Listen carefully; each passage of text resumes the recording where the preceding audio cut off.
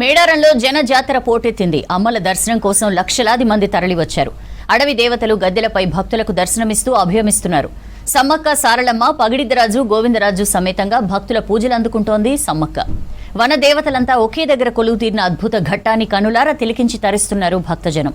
వన దేవతల్ని తమ ఇంటి ఆడబిడ్డలుగా కొల్చుకుంటూ ఒడిబియ్యం పోస్తున్నారు మహిళలు.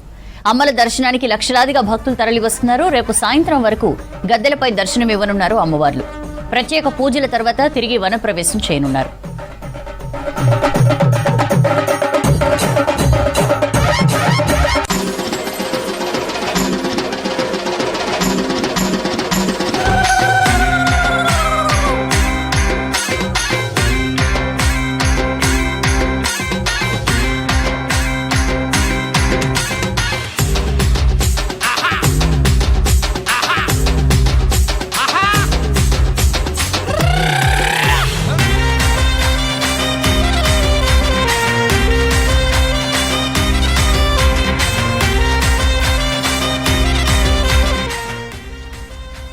ఇరవై 28న పగిడిద్దరాజు, గోవిందరాజు, సారలమ్మ గద్దెపైకి చేరగా రాత్రి చిలకలగుట్ట నుంచి సమ్మక్క తల్లి గద్దెపైకి చేరింది.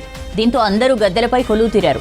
ప్రపంచంలోనే అతిపెద్ద గిరిజన జాతర అయిన మేడారం సమ్మక్క సారలమ్మ జాతరలో భక్తులకు ఎలాంటి ఇబ్బందులు కలగకుండా ఈసారి అన్ని ఏర్పాట్లు చేసింది ప్రభుత్వం. కోట్లాది మంది భక్తులు వనదేవతల్ని దర్శించుకునేందుకు వస్తున్నారు.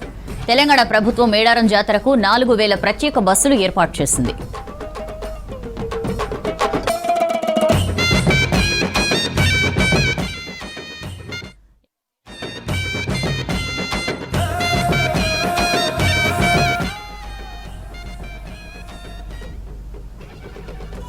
జాతర సందడి గురించి తెలుసుకుందాం. అనిల్ మనతో లైవ్ లో జాయిన్ అవుతున్నారు. అనిల్, మహాజాతర దగ్గర మొత్తం అందరూ గద్దెలపై ఉన్నారు. సో భక్తుల కోలాహలం ఎలా ఉంది?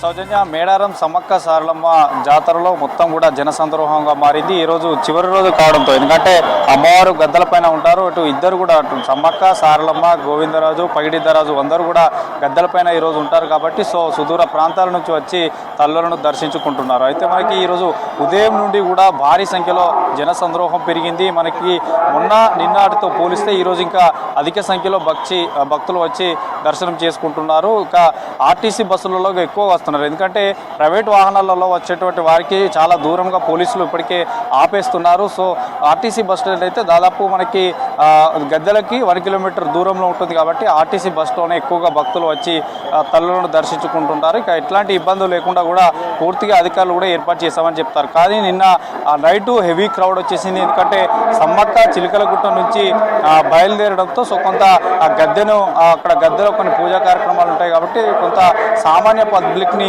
ఆపివేశారు. ఆపేయడంతో కొంత అన్ని క్యూ లైన్లు కూడా ఫుల్గా నిండిపోయాయి. సో క్యూ లైన్లు నిండిపోవడంతో భక్తుల భారీగా మనకి ఇటు దాదాపు జంపనవాగు పక్క నుండి వచ్చేవారు మొత్తం కూడా స్టక్ అయిపోయారు. కొంత తోపులాట కూడా జరిగేది. కానీ సో ప్రజెంట్ అయితే భక్తులు అందరూ కూడా క్యూ లైన్లలో వేచి ఉండి సో తల్లులను దర్శించుకుంటున్నారు. ఇక ప్రతి 2 సంవత్సరాలకు వచ్చేటువంటి మహాజాతర మహాకుంభమేళలో కోట్లాది మంది భక్తులు పాల్గొంటున్నారు. తెలంగాణ రాష్ట్రం నుండే కాకుండా పక్క రాష్ట్రాల్లో ఉన్నటువంటి ఛత్తీస్గఢ్, కర్ణాటక, మహారాష్ట్ర, ఒడిశా, మధ్యప్రదేశ్ నుండి కూడా వచ్చి అమ్మవారిని తెచ్చుకుంటున్నారు. అయితే ఈసారి అభివృద్ధిలో భాగంగా కొత్తగా క్యూ లైన్లు ఏర్పాటు చేశారు. క్యూ లైన్లో వచ్చేటువంటి భక్తులకు ఎట్లాంటి అసౌకర్యాలు కలగకుండా తాగునీరు వసతి కల్పించారు. ఇక మరోవైపు వీఐపీకి ప్రత్యేకంగా కూడా అటు హెలిప్యాడ్ నుంచి వచ్చేటువంటి వే ఏర్పాటు చేశారు. తర్వాత వీఐపీలో వచ్చేటువంటి ఒక ప్రత్యేక వే ఏర్పాటు చేశారు. సో వీఐపీ వేలో కూడా చాలా భక్తులు వస్తున్నారు. చాలా కొంత సమయం పట్టేటువంటి అవకాశం ఉంటుంది. అయితే ఈరోజు మిడ్నైట్ వరకు కూడా భక్తుల సంఖ్య ఇలానే కొనసాగుతుంది. రేపు ఇక వనప్రవేశం ఉంటుంది, అమ్మవార్ల వనప్రవేశం ఉంటుంది కాబట్టి సో రేపు మధ్యాహ్నం వరకు కూడా ఇంకా క్రౌడ్ సంఖ్య కొనసాగేటువంటి అవకాశం ఉంది. సో ప్రజెంట్ అయితే కొంత అంటే మనకి ఒక్కొక్క భక్తులు ఒక్కొక్క విలేజ్ నుంచి వచ్చింటారు. వారంతా కూడా 4 నుంచి 5 రోజుల పాటు ఇక్కడే విడిది చేస్తారు, ఇక్కడే ఉంటారు. సో వారందరూ కూడా ఈరోజు మొక్కులు చెల్లించుకొని, ఎందుకంటే సారలమ్మ రాకను, తర్వాత పగిడిద్దరాజు గోవిందరాజు రాకను, నిన్న సమ్మక్క రాకను, వీరందరూ కూడా అమల తల్లులకి స్వాగతం పలికి తర్వాత ఈరోజు మళ్ళీ దర్శనం చేసుకొని సో ఈరోజు తిరగ పయనం అవుతున్నారు.